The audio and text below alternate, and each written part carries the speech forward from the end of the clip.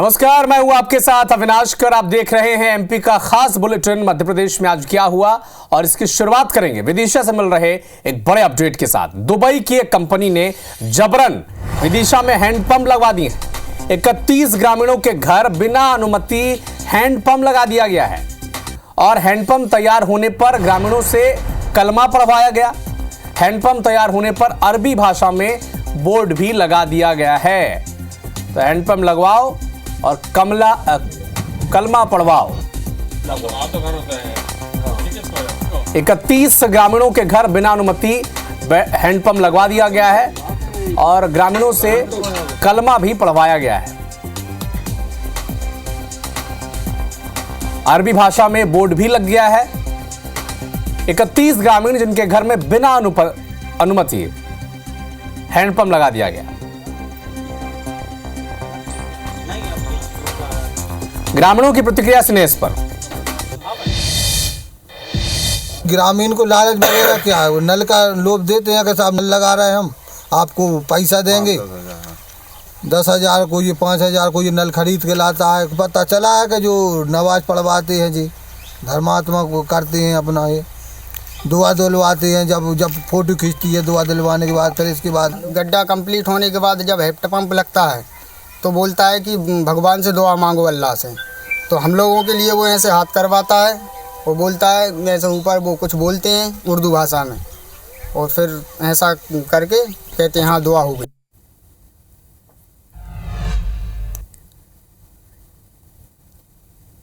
इस संबंध में एसडीओपी साहब और मेरे द्वारा ग्राम बावली का अधीनस्थ अमले के साथ निरीक्षण किया गया, जिसमें पाया कि लगभग 22 घरों पे ये नल लगे हुए हैं और इसके साथ एक पट्टिका, जैसा कि आपने बताया, वो लगी हुई थी। प्रथम दृष्टया इसकी किसी भी प्रकार की अनुमति ना पीएचई विभाग के द्वारा ना ही स्थानीय निकाय पंचायत के द्वारा जारी की गई थी। इस संबंध में सचिव और पटवारी को भी सूचना पत्र जारी किया गया है कि जो 2 माह से वहाँ पर इस प्रकार का काम चल रहा था तो अवगत क्यों नहीं कराया गया। वो इस्लाम धर्म से जुड़ी हुई है। उसका नाम है Kashmi educational and welfare society, charitable society of India. ये मध्य प्रदेश में पंजीकृत है। इसके दस्तावेज आज हमने चेक किए हैं। इस संस्था से जुड़े हुए कुछ लोग जो अन्य देश, संभावित दुबई या यूएई, यूनाइटेड अरब अमीरात के कोई व्यक्ति हैं जिनके द्वारा इस संस्था को अनुदान दिया जाता है, उसके माध्यम से ये हैंडपंप खुदाते हैं। तो विदिशा में विदेशी कनेक्शन आखिर आया कहां से, बड़ा सवाल है। 31 ग्रामीण ऐसे हैं जिनके घर में हैंडपंप खुदवा दिया गया, लेकिन उन्हें ही सूचना नहीं दी गई। कलमा भी पढ़वा दिया गया है और अरबी भाषा में कुछ बोर्ड भी वहां पर लगा दिए गए हैं। जितेंद्र हमारे सहयोगी लाइव हमारे साथ जुड़ चुके हैं। जितेंद्र, बताएं इस दुबई कनेक्शन के बारे में विदिशा के। बिल्कुल, मैं आपको बता देना चाहूंगा, विदिशा जिले के गंजबासौदा तहसील के अंतर्गत आने वाले ग्राम बावली का ये पूरा मामला है। एक धर्म विशेष द्वारा यहाँ पर जो है 31 ग्रामीणों के घरों में हैंडपंप खोद दिए गए और ये भी कहा जा सकता है कि हैंडपंप जबरिया खोदे गए हैं, क्योंकि इस मामले में पीएचई और नगर पंचायत से किसी तरह की कोई परमिशन नहीं ली गई। इसके बाद एक रोचक बात ये सामने आती है कि हैंडपंप खोदे जाने के बाद जो बोर्ड अंकित किया जाता है, उस बोर्ड पर चैरिटेबल कंपनियों के नाम अंकित किए गए हैं जो कि उर्दू में है। दुबई और आप ये यूएई से ये पूरी फंडिंग राशि जो है जारी की जा रही है। इसके बाद जब हैंडपंप कंप्लीट हो जाता है तो ग्रामीणों से कलमा पढ़वाया जाता है, उर्दू भाषा में कलमा पढ़ाया जाता है और उनसे दुआ की जाती है। इस पूरे मामले में जानकारी के अनुसार ये भी सामने आया है कि जिस गांव में ये पूरे 31 हैंडपंप लगाए गए हैं, वहां पर हर घर जल नल की जो है योजना बनाई गई थी, जिसके तहत हर ग्रामीण के घरों में नल कनेक्शन किए जाने थे। लेकिन बीते 3 माह से ये योजना बंद पड़ी है। वजह है कि पाइपलाइन टूट गई। विभागीय अधिकारियों का इस ओर ध्यान न देना कहीं न कहीं इस तरह भारी कंपनियों के आगे आकर सहायता करने के लिए ये मामला सामने आ सकता है। ठीक है, आप नजर बना के रखिएगा इस खबर पर। आपसे आगे भी अपडेट हम लेंगे। शुक्रिया तमाम जानकारी के लिए।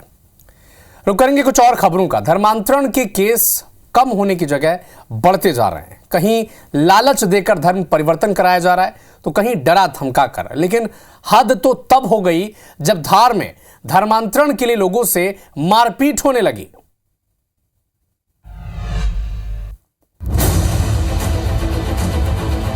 धार के राजगढ़ में 2 युवकों ने फादर पर मारपीट और जबरन धर्मांतरण का दबाव बनाने का आरोप लगाया है। पीड़ितों के मुताबिक राजगढ़ चर्च में 25 दिसंबर के दिन कुछ लोगों का धर्मांतरण कराया जा रहा था। कार्यक्रम में उन्हें भी बुलाया गया और धर्मांतरण का दबाव बनाया गया, जिसका दोनों युवकों ने विरोध किया तो फादर ने अपने साथियों के साथ दोनों युवकों की लाठी डंडों से पिटाई कर दी। धर्मांतरण के लिए प्रलोभन देने के संबंध में इसने सूचना दी थी और जब इसको ईसाई धर्मांतरण के लिए कहा गया और इसके द्वारा जब मना किया गया तो इस पर कुछ स्थानीय लोगों के द्वारा मारपीट की गई थी, जिनके नाम मुकेश पाल, मोहन पाल, गणपत पाल और मुन्ना धाक हैं। इनके द्वारा मारपीट की जिससे इन लोगों के खिलाफ में अपराध पंजीबद्ध कर विवेचना में लिया गया। मामले को लेकर पीड़ितों ने थाने में शिकायत की है। पीड़ितों की शिकायत पर पुलिस ने 4 लोगों के खिलाफ FIR दर्ज कर ली है और मामले की जांच में जुट गई है।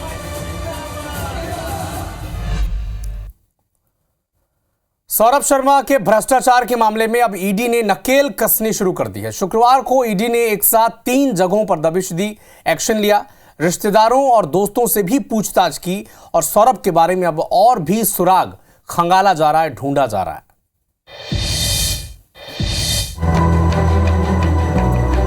भोपाल में परिवहन विभाग के पूर्व आरक्षक सौरभ शर्मा के घर और दफ्तर पर ईडी की छापामार कार्रवाई जारी है। सुबह करीब 5 बजे सेंट्रल फोर्स के साथ ईडी की टीम ने रेड डाली है। टीम के सदस्य घर और दफ्तर की जांच कर रहे हैं। भोपाल के अलावा जबलपुर और ग्वालियर में भी छापे की कार्रवाई जारी है। जबलपुर में ईडी ने बिल्डर रोहित तिवारी के घर छापा मारा है। ईडी की टीम शास्त्री नगर स्थित रोहित तिवारी के घर प्रेस लिखी गाड़ियों में पहुंची। कार्रवाई में कोई बाधा न हो, इसके लिए सुरक्षा को ध्यान में रखते हुए घर के बाहर CRPF को तैनात किया गया। बताया जा रहा है कि रोहित तिवारी सौरभ शर्मा का रिश्तेदार है। सूत्रों के मुताबिक ईडी को जानकारी मिली थी कि सौरभ शर्मा का धन रोहित तिवारी के माध्यम से ही निवेश किया जाता था। सौरभ शर्मा जी क्या वैसे रिलेशन में क्या लगते हैं? वो हमारे बहनों ही लगते हैं। क्या क्या अपन को मालूम ही नहीं, अब वो जांच कर रहे हैं, पूरी चीज सामने आएगी।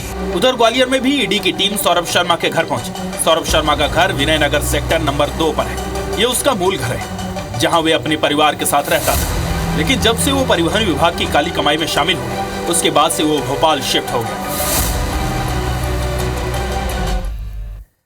तो भोपाल में सौरभ शर्मा के घर के बाहर का जायजा लिया हमारी सहयोगी हरप्रीत कौर ने। देखें ये रिपोर्ट।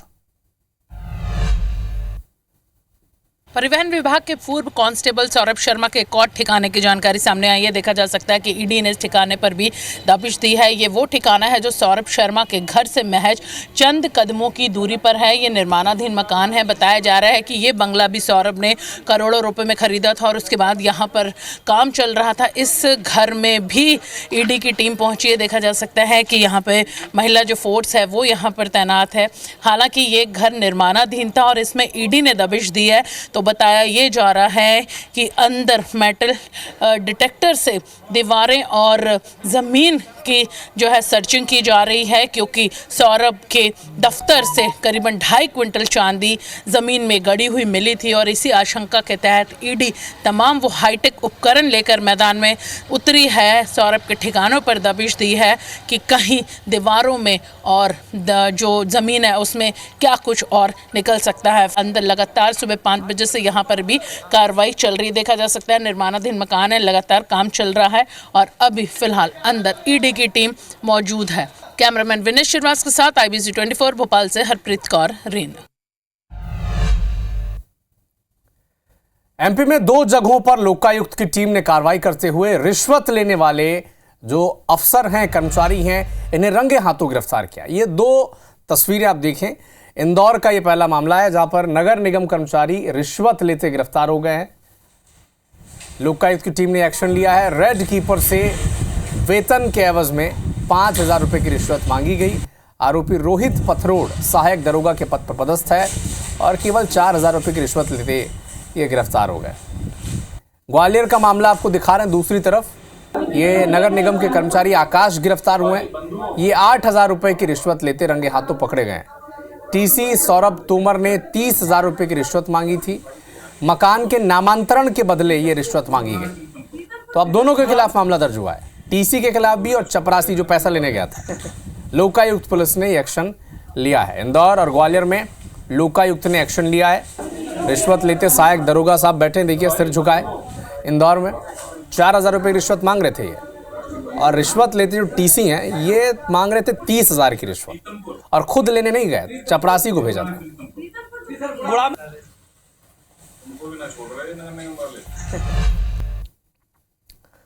ग्वालियर से विकास या किसी अच्छे काम की खबर कम आती है, अपराध की खबरें ज्यादा आती है। इससे ये साफ होता है कि प्रशासन कितना भी अच्छा काम कर रही है, ये इससे समझ में आ जाता है। ग्वालियर में एक एटीएम को काटकर लूट लिया गया और किसी को कानो कान खबर ही नहीं हुई। हालांकि पूरी उम्मीद है कि पुलिस आरोपियों को पकड़ ही लेगी।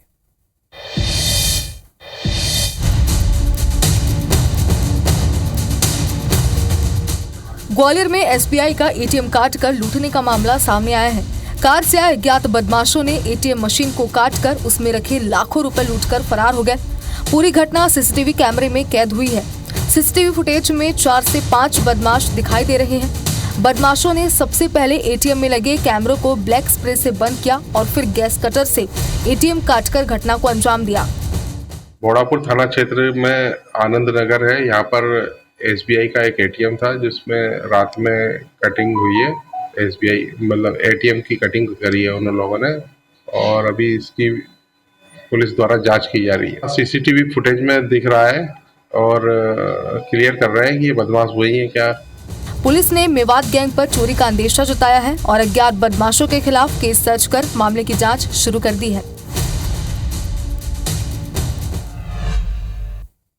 मुरैना जिले में वार्षिक परीक्षाएं नजदीक आ रही हैं और शिक्षा विभाग अभी तक किताबें ही बांट रहा है। दरअसल शहर के गणेशपुरा के डीपीसी कार्यालय के बगल से स्थित शासकीय एक्सीलेंस स्कूल के बालक छात्रावास में बड़ी मात्रा में 3 कमरों में पुस्तक रखी हुई हैं। छात्रावास के कमरे में 9वीं 10वीं की किताबें और एक कमरे में सीएम राइज हजीरा ग्वालियर के नाम से और एक कमरे में खुले में बड़ी मात्रा में पुस्तक रखी हुई हैं। बाहर सीढ़ियों के पास भी खुले में सीएम राइज स्कूल की पुस्तकें रखी हैं और पास में ही सीएम राइज स्कूल के छात्रों की डायरी भी रखी हुई है। इसके लिए बाकायदा शिक्षक को तैनात भी किया गया है जो किताबों का वितरण कर रहे हैं। लेकिन वार्षिक परीक्षाएं नजदीक आ चुकी हैं, शिक्षा विभाग अभी भी किताब बांट रहा है। सवाल ये कि अब किताबों का वितरण क्यों नहीं किया गया अब तक, जब किताबें सितंबर महीने में ही आ चुकी हैं, तो अब तक बच्चों को किताबें मिली क्यों नहीं। सीएम राज विद्यालयों के लिए और एक्सीलेंस और जो मॉड्यूल है वो सभी विद्यालयों के लिए डायरी होंगी, बच्चों की स्टूडेंट डायरी वो रखी है। 4 स्कूलों की और रह गई हैं और तो बट गई सर सब। मैं जिला शिक्षा अधिकारी से संबंध में बात करता हूँ, अतिशीघ्र उसको अन्यत्र जहाँ भी आवश्यक है वितरण कराने की कार्रवाई की जाएगी। जानकारी लेते हैं क्या स्थिति है, लापरवाही यदि है तो नहीं होनी चाहिए।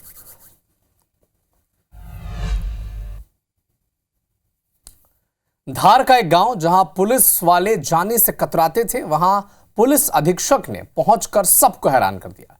आप पूछेंगे कि उस गांव में ऐसा क्या था जो पुलिस भी इतनी डरती थी। इसलिए क्योंकि वहां वो जो गांव था वो भूतिया था। वहां भूत नहीं है, उस वक्त उस गांव का नाम ही भूतिया है।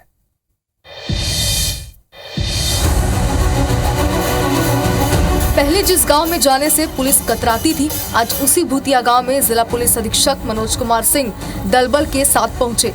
ग्रामीणों ने आदिवासी परंपरा के अनुसार उनका स्वागत किया, जिसके बाद बैठक की गई।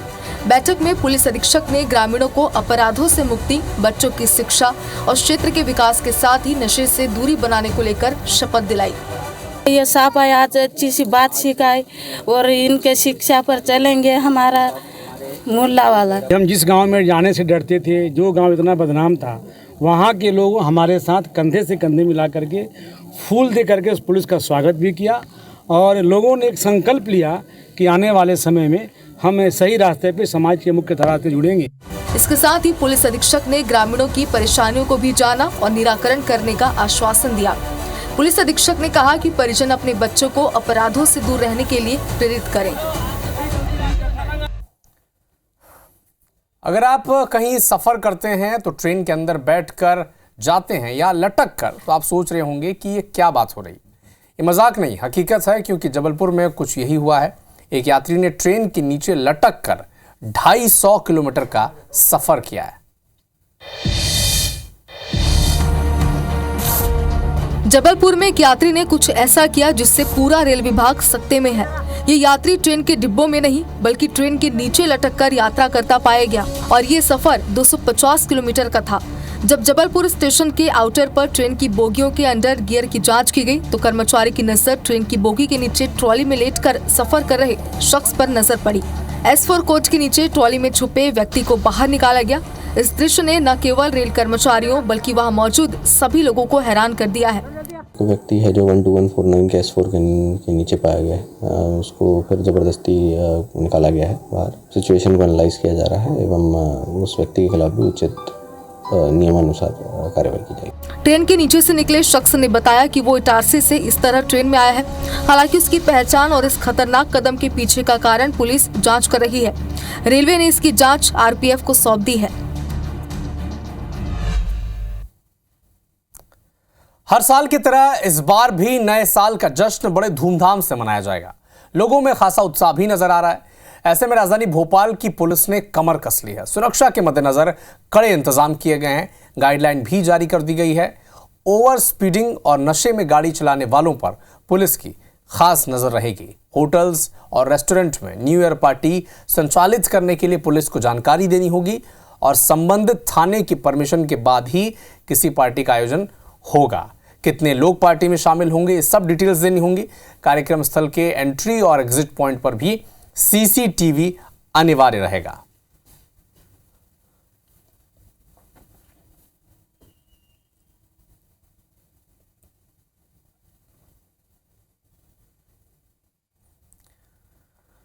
तो न्यू ईयर के मद्देनजर अब पुलिस ने खास इंतजाम किए हैं। ट्रैफिक हो या फिर होटल्स में होने वाली न्यू ईयर सेलिब्रेशन पार्टी पर खास नजर है पुलिस की। आयोजकों को पूरी डिटेल्स थाने में देनी होगी। कितने लोग पार्टी में शामिल हो रहे हैं, क्या क्या आयोजन वहां पर हैं, एंट्री और एग्जिट पॉइंट्स कहां पर हैं। एंट्री और एग्जिट पॉइंट पर CCTV अनिवार्य कर दिए गए हैं।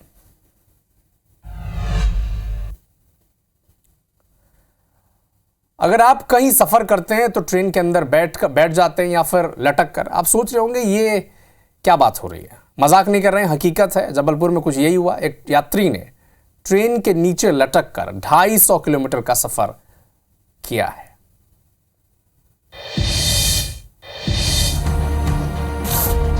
जबलपुर में एक यात्री ने कुछ ऐसा किया जिससे पूरा रेल विभाग सत्ते में है। ये यात्री ट्रेन के डिब्बों में नहीं बल्कि ट्रेन के नीचे लटककर यात्रा करता पाया गया और ये सफर 250 किलोमीटर का था। जब जबलपुर स्टेशन के आउटर पर ट्रेन की बोगियों के अंडर गियर की जांच की गई तो कर्मचारी की नजर ट्रेन की बोगी के नीचे ट्रॉली में लेटकर सफर कर रहे शख्स पर नजर पड़ी। S4 कोच के नीचे ट्रॉली में छुपे व्यक्ति को बाहर निकाला गया। इस दृश्य ने न केवल रेल